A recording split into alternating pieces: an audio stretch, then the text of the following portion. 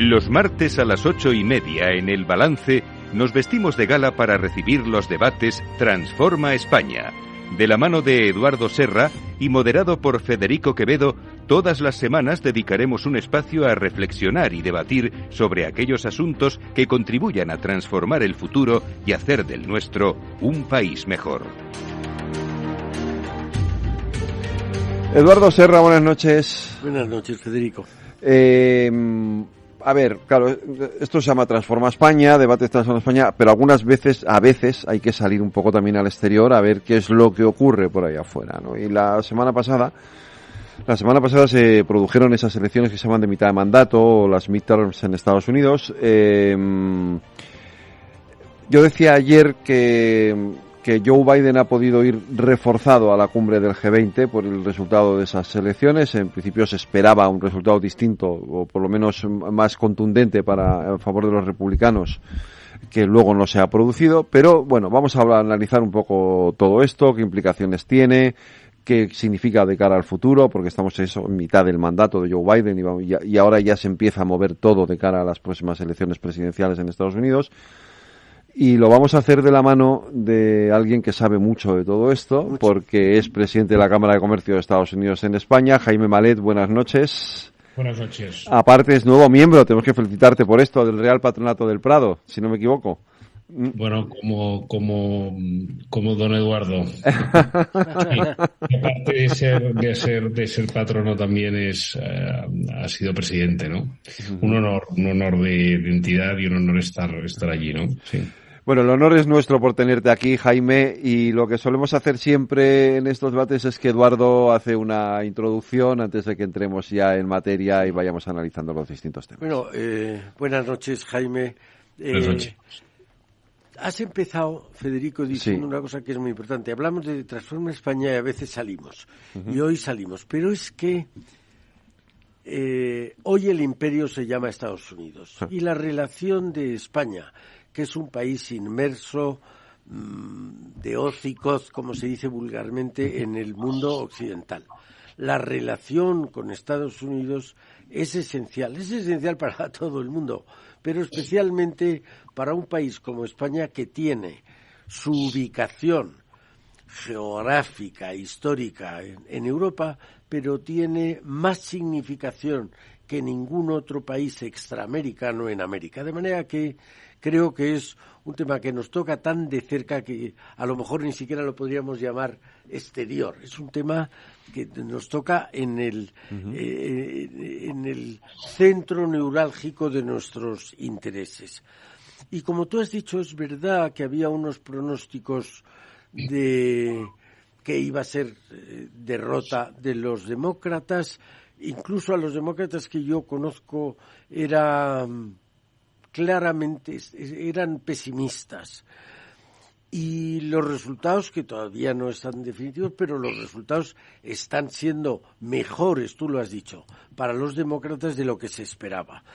Yo creo que es importante conocer los resultados y luego analizaremos las consecuencias tanto para los partidos políticos como para los candidatos, porque aquí estábamos jugando con un candidato que perdió las últimas elecciones, pero no se conformó, pero sobre todo con un candidato como era Trump, que significaba de alguna manera una ruptura en la línea que había tenido Estados Unidos y sus presidencias, que se consideraban a sí mismos como la nación indispensable para extender la democracia, la nación indispensable, y yo puedo añadir la nación indispensable para ser la policía del mundo, porque nadie más que Estados Unidos tiene la capacidad física para ser ese policía del mundo.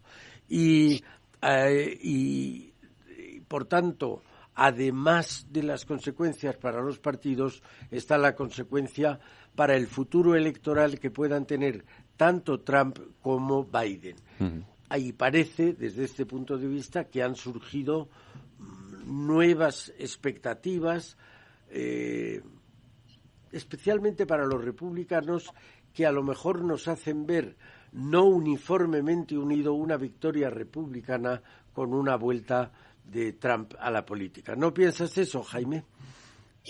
Bueno, la vuelta de Trump a la política lo sabremos de aquí unas horas, sí, porque a las 3 de esta madrugada, hora española, que serán las 9 hora americana, dirá si se quiere presentar como candidato a las primarias republicanas para las elecciones presidenciales del 2024, ¿no?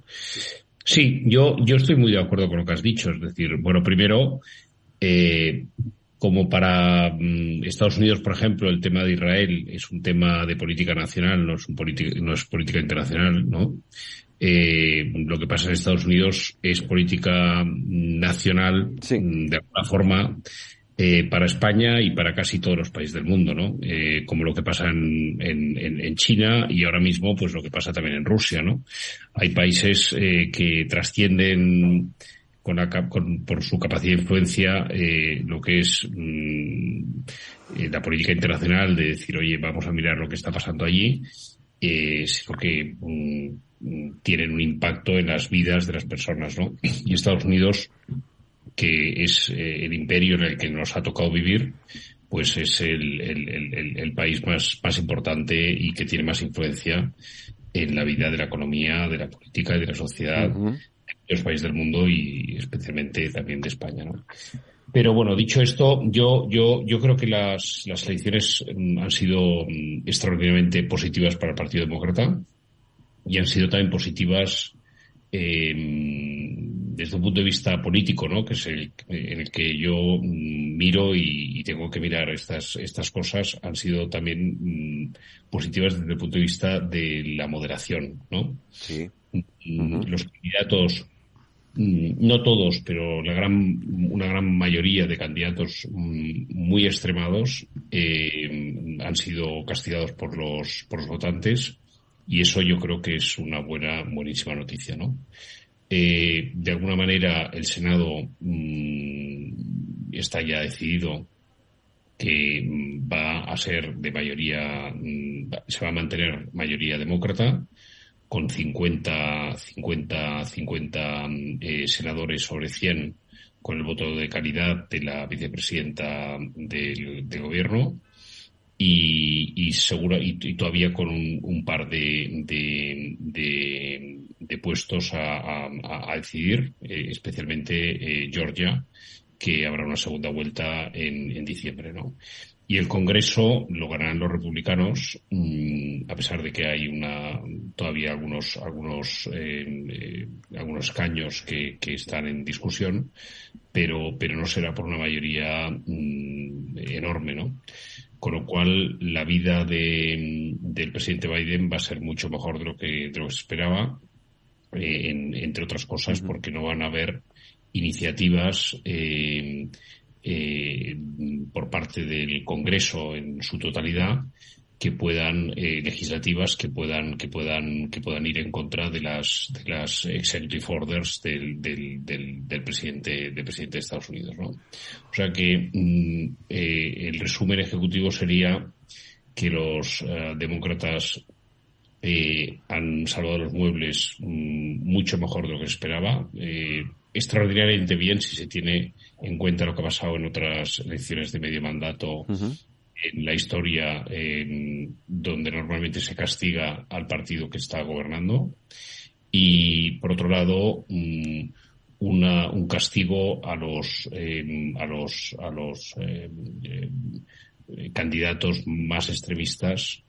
Y eso tiene unas connotaciones muy importantes en el Partido Republicano, donde se está de alguna forma preguntando mucha gente si tiene sentido o no apoyar al candidato in pectore, que es el presidente Trump, ¿no?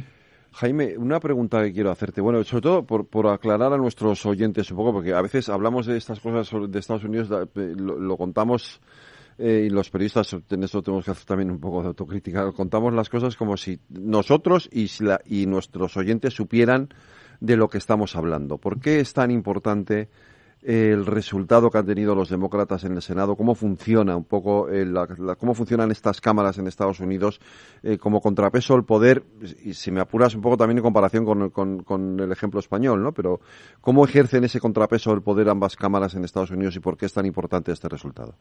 Sí, bueno, Estados Unidos está basado en un balance de poderes muy perfecto en teoría, ¿no?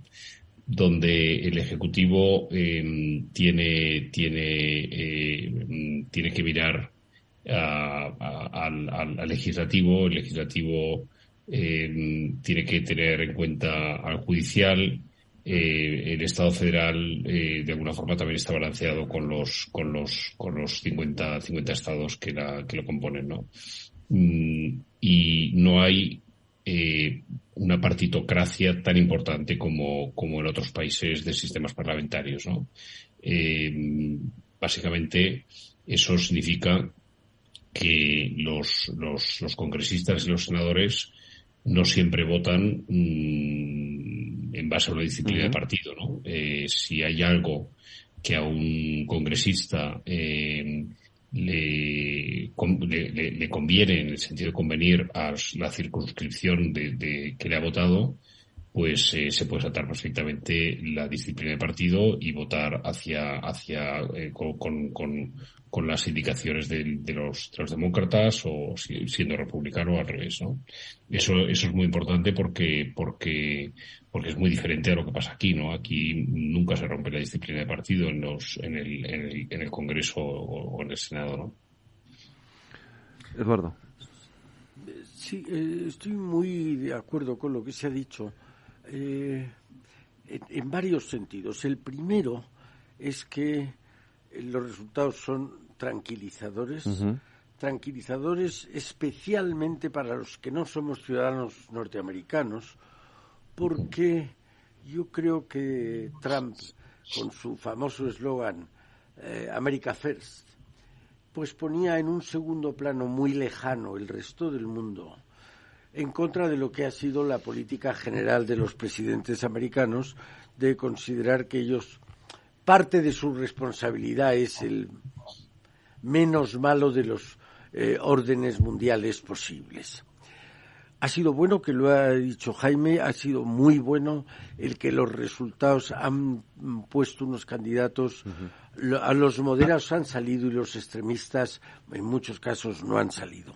Pero también yo creo que es buena cosa esto último que estaba diciendo Jaime, de que allí no hay disciplina de partido.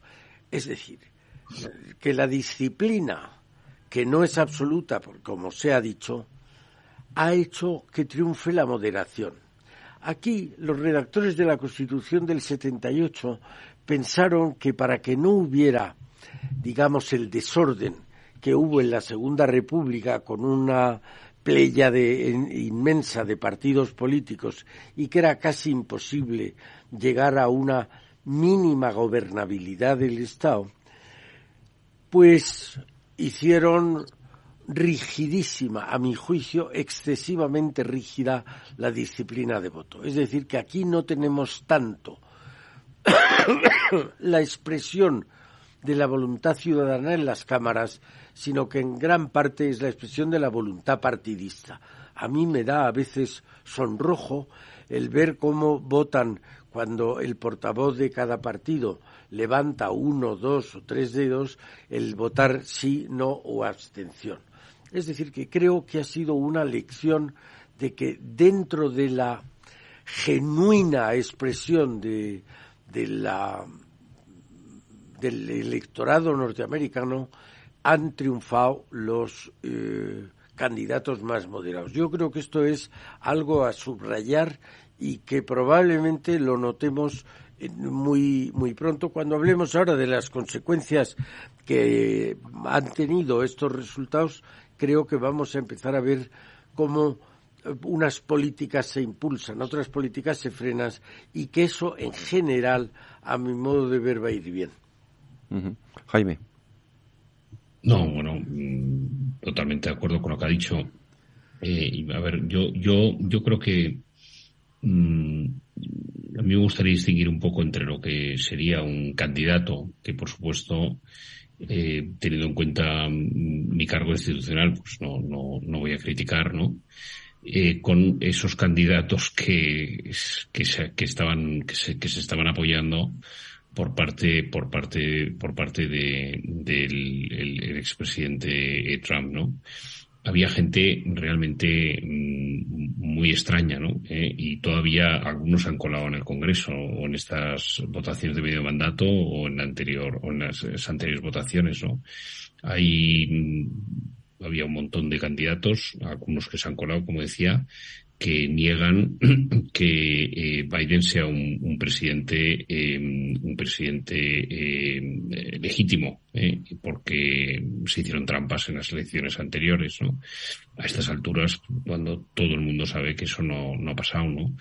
Hay una congresista de Georgia, pues que está señalando que el Partido Demócrata en realidad pues se dedica pues a estrupar niños y a beberse su sangre, ¿no? Es que lo dice con total impunidad. Impunidad, ¿no? A ver, el Congreso estadounidense, como puede pasar con el Parlamento, no sé, europeo, por poner un ejemplo, donde hay mucha gente, hay gente muy seria y muy trabajadora, y luego hay gente muy, no sé si la expresión sería frikis, ¿no? Pero al menos muchos de estos que podían estar allí ahora pues no han salido votados, ¿no? Y yo creo que eso es una buenísima noticia, ¿no? Pero bueno, la verdad es que el sistema de balance de poderes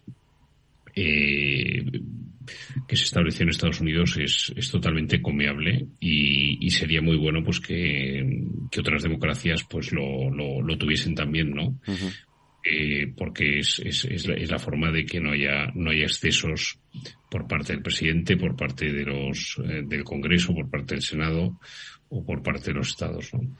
Os preguntaría a los dos, porque es verdad que teníamos esa percepción, la teníamos aquí, claro, muchas de las percepciones que tenemos aquí no tienen nada que ver con la realidad, como es evidente en este caso, ¿no? Pero teníamos la percepción de que la sociedad americana estaba extraordinariamente polarizada, y que eso es lo que iba a llevar a que se produjera un resultado en estas elecciones que le diera, eso llamaban la ola o el tsunami republicano, y que eso iba a empujar a Trump de manera definitiva a tomar la decisión de ir a las próximas presidenciales. Ya veremos dentro de unas horas qué es lo que pasa en cualquier caso, pero ese era un poco el escenario que se vendía en los medios españoles o en los medios europeos, ¿no? Esa polarización. Sin embargo, la realidad es que parece que la sociedad americana ha bajado ese pistón, o ha bajado ese suflé de la polarización, y está más tranquila. No sé, ¿qué es lo que ha pasado para que esto sea así, o qué ha influido? Vamos a ver, a mi modo de ver, el fenómeno terrorífico de la polarización no es exclusivo de Estados Unidos. No, por supuesto, también aquí. Hemos visto lo que ha pasado en América Latina. Uh-huh. Desdichadamente no tenemos que salir de España por lo que es la polarización. Pero me da la impresión que la propia sociedad americana se ha asustado de su polarización. Ha visto una cosa que muy pocos hubiéramos dado crédito que fuera realidad fuera de una política bananera como era el asalto al Congreso. Eso estábamos acostumbrados a verlo en República Bananera, no en países serios, y menos aún en el país líder del mundo, ¿no?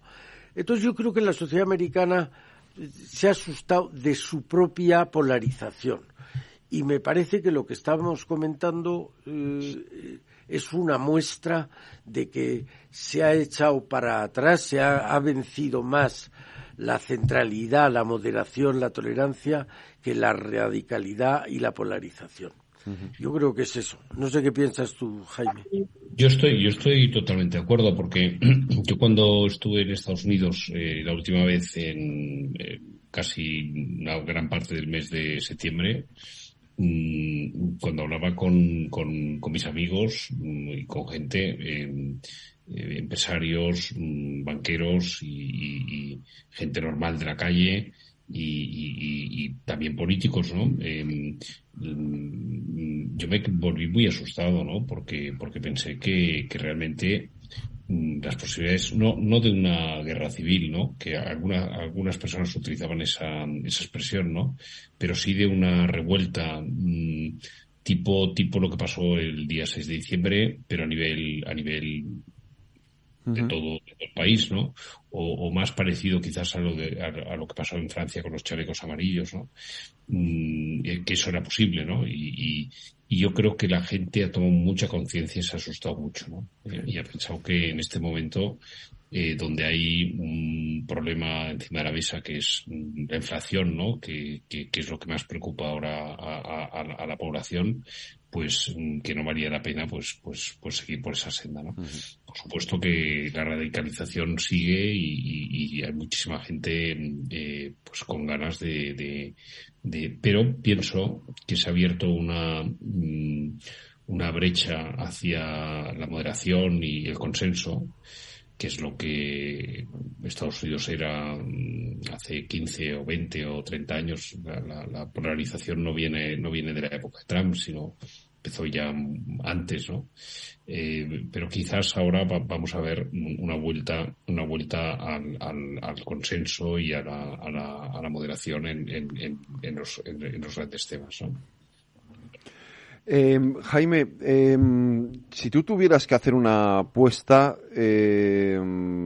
¿vuelve Trump o no? Bueno, yo no voy a hacer una apuesta y no sé si lo va a decir de aquí unas cuantas horas, ¿no? De aquí 6 horas, ¿no? O sea, no, yo no hago apuestas ni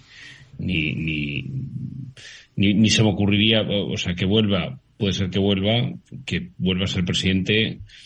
Lo va a tener muy difícil porque yo creo que lo que ha pasado en estas elecciones, donde sus candidatos han salido castigados, de alguna forma hace reflexionar mucho al Partido Republicano, ¿no? Uh-huh.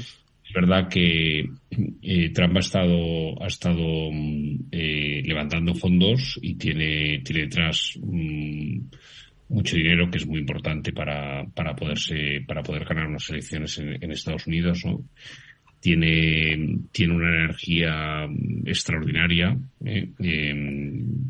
pesar de su edad, pues el hombre no se va a dejar, no se va a parar, ¿no? Pero le ha salido un competidor en el Partido Republicano bastante fuerte, que es Ron DeSantis. Uh-huh. Le ha ido muy bien en estas elecciones, que tiene todas las credenciales para aglutinar el voto extremista, el voto más moderado del Partido Republicano, es decir, puede llegar a tener una base muy amplia de votantes y de líderes del partido a su alrededor, y veremos a ver qué pasa, ¿no? Sí, y quizá la prueba del 9 de lo que estás diciendo es que a Trump, que antes era muy partidario de DeSantis, ahora parece que es justo lo contrario.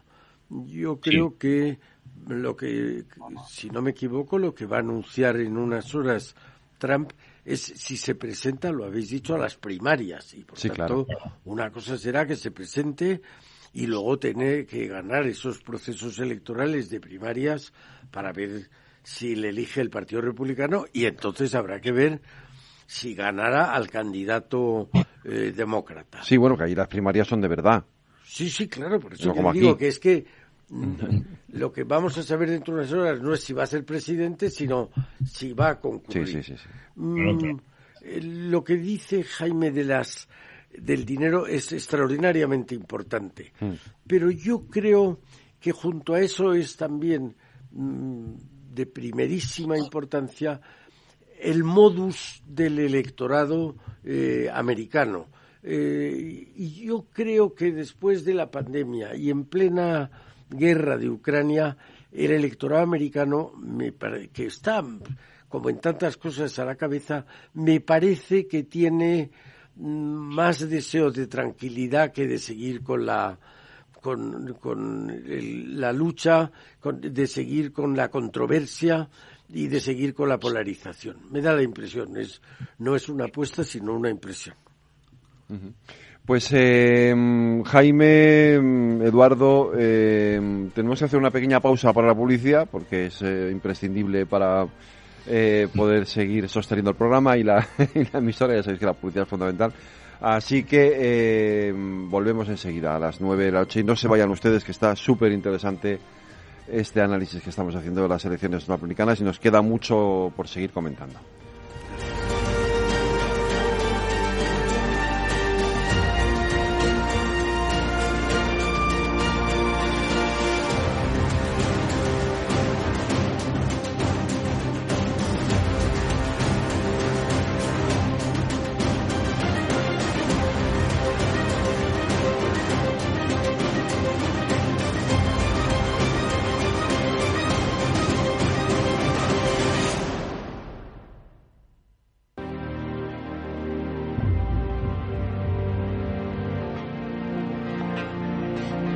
Transforma España. Las 9 de la noche, una hora menos, en las Islas Canarias. Siguen ustedes en la sintonía de Capital Radio, aquí en El Balance, nuestros debates Transforma España, hablando de esas elecciones midterm de medio mandato en Estados Unidos. Lo estamos haciendo de la mano de Jaime Malet, presidente de la Cámara de Comercio de Estados Unidos en España y nuevo miembro del Real Patronato del Prado, y de Eduardo Serra, presidente de la Fundación Transforma España. Jaime, consecuencias de del resultado de estas elecciones, para lo bueno y para lo malo, es decir, ¿cómo va a afectar a la toma de decisiones, fundamentalmente? Bueno, básicamente la capacidad de las cámaras, ¿no? O la capacidad de los republicanos en la Cámara Baja, ¿no? De llevar a cabo iniciativas legislativas queda muy mermada, ¿vale? La posibilidad de seguir con la agenda por parte de la administración Biden se mantiene a través de órdenes ejecutivas y bueno, y realmente lo que va a haber es un control muy grande por parte del Congreso. Va a haber muchos comités o comisiones de investigación, investigación al hijo del presidente Biden. Se va a impedir pues que se siga investigando lo que pasó el día 6 de enero. Va a haber un control de las agencias federales, por ejemplo, tanto la SEC como la FED, que están ahora mismo, la SEC sería como nuestra Comisión Nacional de Mercado de Valores, y la FED como el Banco Central Europeo, ¿no? Están intentando imponer unos criterios de sostenibilidad y los republicanos están en contra, y eso sí que lo van a poder hacer, ¿no? Pero lo que no van a poder hacer es cambiar las leyes, montar nuevas leyes, etcétera, porque no tienen el control del Senado y por lo tanto se encontrará la agenda del presidente Biden, ¿no? Uh-huh. Porque, claro, realmente, a diferencia de lo que ocurre aquí, en lo que es la tramitación parlamentaria de las leyes, el Senado, aquí es una Cámara de segunda lectura, allí no. No, allí el Senado es la Cámara perfecta de representación territorial, es decir, hay 2 senadores por cada estado, con independencia de la extensión y de la población que tengan estos. Yo creo, en la línea de lo que decía Jaime, que por lo pronto estas elecciones han demostrado la posibilidad de la administración americana de seguir actuando. Es decir, se podía haber producido un verdadero gripaje de la política americana, porque tener el Ejecutivo de un bando y el Legislativo, suma de Senado y Congreso, del otro, hubiera sido muy terrible, máxime si tenemos en cuenta lo de la polarización de la que estábamos hablando. De esta manera es posible seguir haciendo política y es menos posible perturbar el funcionamiento normal de las instituciones en Estados Unidos. Yo creo que ahora veremos qué políticas se van a potenciar y cuáles se van a frenar, pero en principio parece que el partido en el gobierno, el Partido Demócrata, va a poder seguir gobernando. Es verdad que probablemente con menos libertad, pero va a poder seguir administrando. Jaime, tú lo ves así también. Quizás, si me permites, el elemento donde más controversia va a haber va a ser en todo lo relacionado con partidas presupuestarias que vayan más allá del dinero comprometido en unas 4 leyes muy importantes que se han consensuado o se han votado en estos últimos 2 años y que tienen un impacto de más de 1,5 billones españoles, trillones americanos en programas de expansión fiscal extraordinaria en temas que tienen que ver desde los chips o la inversión en semiconductores hasta las infraestructuras o la energía, el cambio climático, ¿no? Pero más allá de esto va a haber dificultades para añadir otros elementos al presupuesto y va a haber un gran debate sobre el techo de gasto que se le permite al gobierno federal, ¿no? Cada vez que se llega a un techo, el Congreso tiene que aprobar el aumento de recursos para el gobierno federal, ¿no? Ahora, me parece que en diciembre se tendrá que llegar a este acuerdo, pero será fácil porque el Congreso hasta principios de enero todavía va a estar controlado por el Partido Demócrata, pero en primavera volveremos otra vez al tema y seguramente allí habrá mucho debate y igual se cierra el gobierno como ha pasado otras veces, ¿no? Que durante los días que sean, pues se cierra el gobierno y están todos los organismos del gobierno federal cerrados, excepto lo que tiene que ver con los servicios mínimos, con la policía, el ejército, etcétera, ¿no? Pero vas allí, a mí me ha pasado estar en Washington y de repente en los ministerios que no haya absolutamente nadie trabajando, ¿no? Y no se trabaja, no se cobra, ¿no? Entonces hay una presión muy muy muy grande, pues para llegar a acuerdos en las partidas de gasto, ¿no? Eso va a ser un elemento muy importante. Dentro de esa partida de gasto va a estar lo que se decida a partir de ahora gastar no solamente en Estados Unidos, sino también fuera de Estados Unidos, ¿no? A mí particularmente me preocupa mucho el apoyo en la guerra de Ucrania, ¿no? Se han gastado 50.000 millones de dólares hasta la fecha y los republicanos han objetado siempre, o una parte del Partido Republicano, no toda, que no había que gastar tanto, ¿no? Veremos a ver cómo queda a partir de la composición del nuevo Congreso, ¿no? Pero ese elemento es muy preocupante y bueno, ahora mismo mientras estamos hablando y mientras oía los anuncios, porque por supuesto los he oído, he visto que han caído dos misiles rusos en Polonia. En Polonia, sí. Lo cual, pues la verdad es que es de una preocupación máxima, ¿no?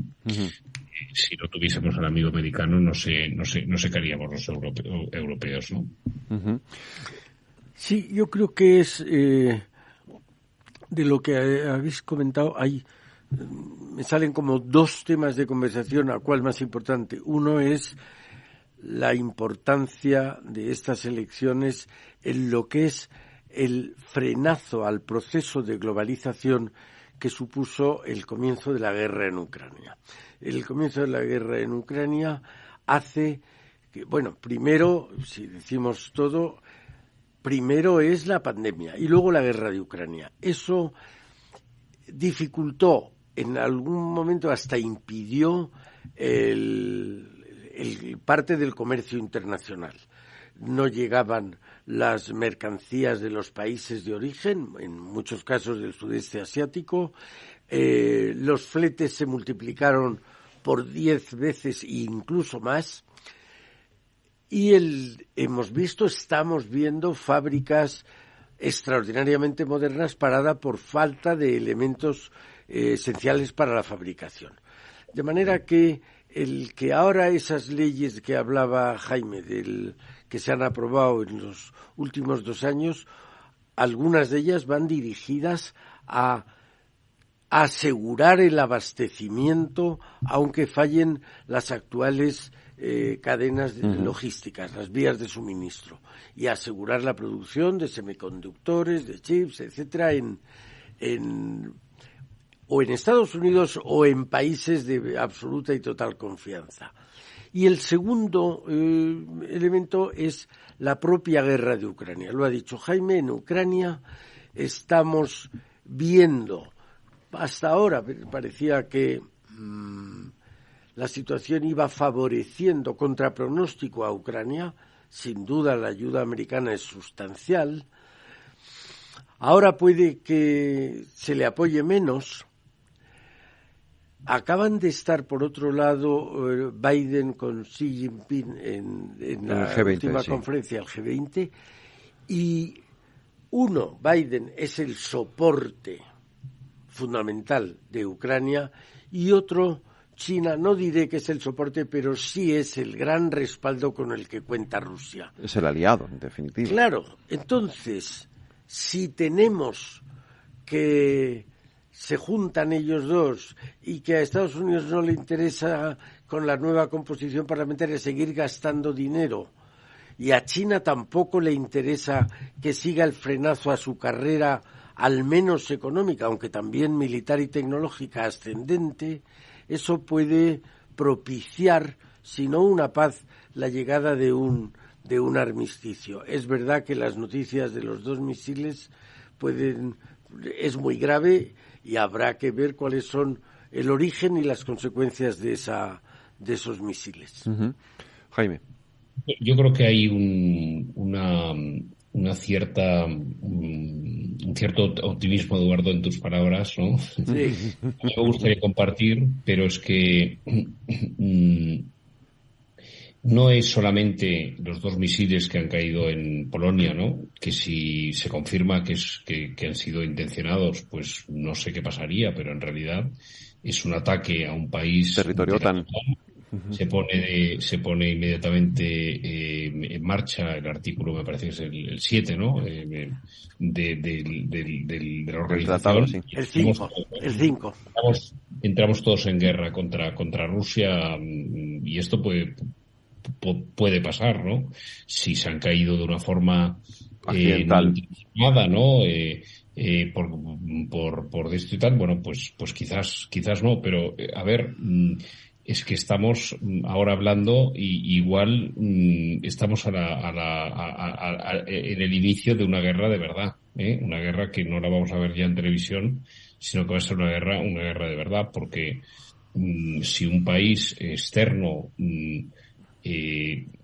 ataca con misiles a un país miembro de la OTAN, bueno, yo no he sido ministro de Defensa, tú sí, Eduardo, y secretario de Estado antes, ¿no? Pero vaya, a mí me parece que estamos en una situación malísima, ¿no? Pero aunque no fuese así, hay que ver que el ministro al G20 en el G20 no ha ido Putin, creo, ¿no? Pero ha ido su ministro. Hay dos ministros. Uh-huh. Sí, se ha ido el ministro de Exteriores antes de acabar la reunión. Uh-huh. Solamente irse ha empezado a llover una brutalidad de misiles, matando civiles, sí, y destruyendo infraestructura crítica en Ucrania por parte de Rusia, ¿no? Me parece que la respuesta a esa conversación posible y seguramente lógica, ¿no?, entre Biden y el presidente chino es muy desesperanzadora, en el sentido de decir, bueno, esta gente no respeta nada y no tiene ganas de arreglar nada, ¿no? Uh-huh.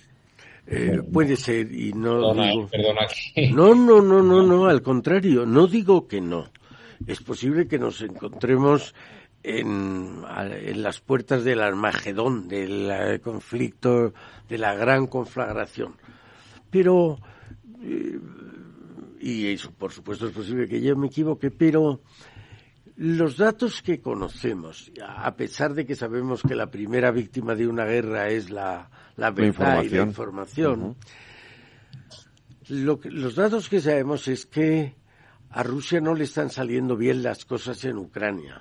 Pensaba llegar en 48 horas a Kiev. Llevamos 7 meses y no llega a Kiev y se acaban de retirar de Gerson. Las columnas de carros rusos estaban quedando bloqueadas en las carreteras ucranianas. Las raciones de combate de las tropas estaban caducadas. A los soldados ha habido que decirles que no era una guerra, sino una operación militar especial. Y en todo caso, Rusia, con 145 millones de habitantes y un PIB ligeramente superior al español, ¿hasta cuándo se puede permitir el lujo de gastarse el dinero en una guerra como la de Ucrania?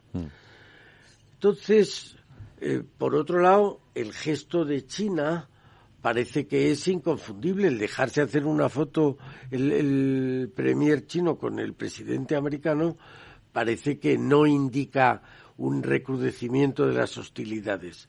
Repitiendo que puedo estar equivocado, yo más me inclino a pensar que esto puede ser un error o puede ser un motivo de que ahora Rusia, después de este error, pues acceda más a tener un alto el fuego, una paralización de las acciones, aunque sea temporal, de las acciones bélicas. Ojalá. También es verdad que algunos pensamos que precisamente el que no le salgan bien las cosas a Rusia es lo que la hace más peligrosa, pero bueno. Siempre se puede pensar que a la cabeza de Rusia hay un loco peligroso, pues insensato y paranoico. Bueno, puede ser, pero también pienso que en esa hipótesis ya habríamos tenido explosiones de bombas nucleares. Yo creo que quiero pensar y pienso que esto es más o una acción involuntaria o un pretexto para empezar a rebajar la tensión. Jaime, hay una cuestión que has comentado tú antes sobre la que quiero incidir, porque desde el punto de vista de nuestra visión europea de la política americana es quizá la parte más sorprendente. ¿Por qué los republicanos, que si estuviésemos aquí pensaríamos que serían más partidarios de aumentar el gasto militar, de dedicar más dinero a la ayuda a Ucrania, ¿por qué allí los republicanos, sin embargo, quieren lo contrario, por proteccionismo? Bueno, no, hay un movimiento que ya lleva años, ¿no? Sí. De pedir a los socios europeos que incurran en los gastos que les tocan de acuerdo a su posición económica, sí, y sobre todo en defensa de la zona geográfica donde nosotros vivimos y ellos no. Uh-huh. Hay que pensar siempre que Estados Unidos es un país que tiene 4 fronteras, ¿no? Una es relativamente problemática en algunas cosas, pero desde luego no en temas bélicos, que es México, y luego tiene Canadá y luego dos mares, ¿no? Nosotros estamos lejos de Oriente Medio, que es donde hay muchos conflictos, del Asia Central, donde hay muchos conflictos, están incluso lejos de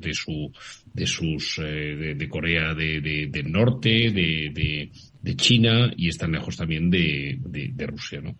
Entonces lo que los republicanos están diciendo es que, oye, que si Estados Unidos ha gastado 50.000 millones de dólares en apoyar a Ucrania y Europa se ha gastado 18.000 millones, pues que los europeos corran a partir de ahora con el tema, ¿no? Ese es un poco el discurso, ¿no? Y es un discurso que tienen los republicanos y muchos demócratas, ¿no? Lo que pasa es que, bueno, la urgencia y la preparación y las capacidades de Estados Unidos no las tienen los países europeos, con lo cual si la forma de presionar a los europeos para que gasten más es dejar de gastar Estados Unidos, pues al final el que va a resultar perjudicado es Ucrania, que no va a poder defender de una máquina bélica tan ineficiente pero tan poderosa como la que tiene Rusia, ¿no? Dos comentarios, estando básicamente de acuerdo. Yo creo que esa posición del Partido Republicano, que como tú dices, Federico, es sorprendente, por lo menos en un contexto europeo, claro, en parte es una consecuencia de lo que hablábamos antes, el eslogan republicano de Trump, que fue America First. Y por tanto yo me gasto el dinero para los americanos, no me gasto el dinero para defender a los ucranianos, que, segunda parte, es un tema básicamente europeo. El segundo comentario es que ese pedir de los republicanos que Europa gaste más en defensa, bueno, hay muchos europeos que pensamos que tienen toda la razón. Tú lo has dicho, Jaime, son los republicanos y muchos demócratas. Y muchos europeos pensamos que si queremos que Europa tenga voz en el mundo, tenemos que aumentar los gastos en defensa. Por otro lado, eso no lo dijo Trump, lo llevaba diciendo Gates, que fue secretario de Defensa, algo así como en el 2010, y que ya dijo que no se podía seguir con esa cuestión. ¿Eso lo dicen los americanos porque no quieren gastar más dinero? Desde luego. Pero también lo decimos los europeos, que no queremos gastar más dinero. Pensamos que lo tenemos que gastar si queremos ser alguien en el mundo del futuro. Y yo personalmente tengo mucho interés que Europa siga siendo alguien en el mundo del futuro, porque Europa ha alumbrado conceptos que nos son tan queridos como la democracia, como los derechos humanos, como la tolerancia, como el relativismo, como la ilustración. Y si queremos que eso siga valiendo en el mundo de hoy, desdichadamente, tiene que estar apoyada en una fuerza militar que te haga respetable ante la comunidad internacional. Cierto. Y hoy por hoy eso no es Europa. Jaime. No, a ver, Estados Unidos se gasta, digo, cifras que igual no son exactas, ¿no? Y Eduardo, corrígeme, que seguro que las tienes más frescas, ¿no? Pero 750.000 millones más o menos cada año, desde hace un porrón de años. China, pues algunos estudios, los más optimistas, no, dicen que se gastará unos 150.000 millones desde hace muy pocos años. Rusia, pues unos 70.000 millones también desde hace 5 o 6 años, ¿no? Y Europa, pues estará en unos 180.000 millones, ¿no? 3 veces más que Rusia, Europa. 3 veces más que Rusia. Que es lo que has dicho, más o menos, exacto, en orden de magnitud. En orden de magnitud. Si tú miras el PIB de cada uno de estos países, pues verás que allí hay una diferencia enorme, ¿no? Es decir, la economía china, pues sería, con sus 1.300 millones de habitantes, un 70% de la americana, más o menos, un 60%. La economía europea y la americana más o menos son iguales, un poquito menor la europea, pero es que la economía de Rusia es como la de Italia, ¿no? Pues bueno, nosotros tenemos que decidir. Europa no ha entendido bien y me parecieron bastante acertadas, aunque se le han criticado mucho la expresión de Borrell, decir, oye, estamos en un jardín muy bonito, pero rodeado de la selva. Uh-huh. Europa no ha entendido bien, pues oye, que nosotros tenemos zonas muy calientes, con muchos problemas muy cercanas, que dependemos de suministros de materias primas, sobre todo energéticos, de zonas muy complicadas. Estados Unidos hoy en día es prácticamente independiente a nivel energético, de gas, por supuesto, ya se ha convertido en el mayor exportador del mundo, pero también lo está siendo de petróleo. En Europa necesitamos comprar gas y petróleo uh-huh. de países, algunos de los cuales, no todos, son muy estables y son muy complicados, ¿no? Entonces tenemos que pensar bien cómo vemos el mundo los europeos, porque podemos hacer básicamente dos cosas, ¿no? Una, de la que yo soy también partidario, es abrazarnos a Estados Unidos más y crear un área como se estuvo negociando, donde haya una colaboración más estrecha y una forma de ver el mundo más con menos disonancias, ¿no? Que es lo que antes se llamaba Occidente, ¿no? De West, ¿no? O la otra, empezar a pensar pues que tenemos que vivir sin el paraguas de Estados Unidos y en ese caso pues empezar a determinar que hay cosas que no se pueden hacer, como por ejemplo comprarle todo el gas a Rusia, que es lo que ha hecho Alemania, engordando a la bestia, ¿no? Pero yo tengo la sensación, no sé si me equivoco, ¿no?, de que todo esto que está ocurriendo, lo que ha hecho ha sido incrementar precisamente nuestra dependencia consciente de Estados Unidos, tanto en lo económico como en lo energético, por supuesto en lo militar, claro. Vamos a ver, yo creo que en lo militar, desde luego, Europa ha preferido dedicarse a vivir mejor uh-huh. y no pensar en la defensa, sin ser consciente que la defensa es la base de todo, igual que la salud es la base del cuerpo y tenemos las defensas para nuestra salud, hay que tener defensa para el cuerpo social, para las uh-huh. naciones, y esto Europa lo ha descuidado trágicamente en los últimos 50 años. Es verdad que las dos guerras mundiales que hubo en suelo europeo el siglo pasado hicieron que los europeos miraran con horror no solo a la guerra, lo que es natural, sino también a lo militar, lo cual no es natural. Desde el punto de vista económico, yo creo que Europa estaba bien enganchada en una, no llamar guerra, en una competencia con Estados Unidos. Surge básicamente China y Europa está perdiendo la guerra de la tecnología. Y ahora, cuando se ven las nuevas innovaciones en el mundo de las empresas, pues se ve que las 9 de las 10 mejores empresas del mundo, 9 son americanas y una es china. Hemos desaparecido yo creo que Europa se ha dormido en los laureles. Uh-huh.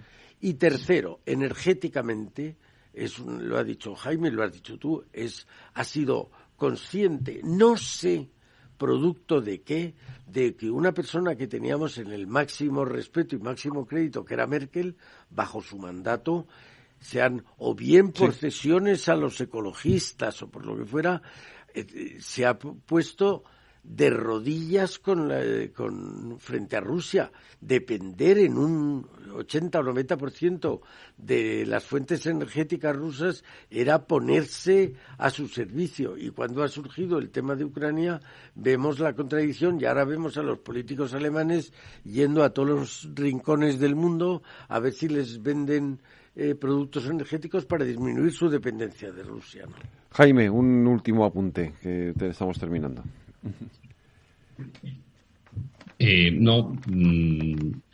Estados Unidos hoy es el primer exportador de gas a España. Uh-huh. Pues es impresionante porque hace Hasta el año 2014 no se podía sacar un solo barco, no se podía exportar a través de un gasoducto una sola molécula de gas, ¿no? Y en Europa, que no tienen una base tan buena de regasificación, pues hay un problema enorme.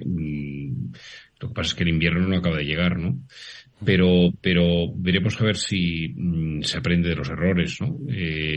Yo pienso que no solamente ha sido la visión que ha podido tener el gobierno de Merkel, es que vemos lo que ha pasado con el Reder, ¿no? Que ha sido el artífice de los Nord Stream, en el consejo de Rosneft, en el advisory board de Gazprom. O sea, realmente han estado alimentando la bestia, ¿no? Y ahora, pues, como siempre hemos hecho los europeos, tenemos que acudir al amigo americano para que nos saque las castañas del fuego, ¿no? Pues Jaime Malet, ha sido un verdadero placer tenerte aquí en el balance de nuestros debates Transforma España. Hemos aprendido un montón, como siempre. Muchísimas gracias. Muchas gracias. Un abrazo muy fuerte, Eduardo. Te espero la semana que viene, que nos toca jóvenes que transforman España. Sí, la semana que viene con los jóvenes. Buenas noches. Buenas noches. Y gracias, Jaime. Un abrazo. Gracias, Eduardo. Gracias. Hasta luego.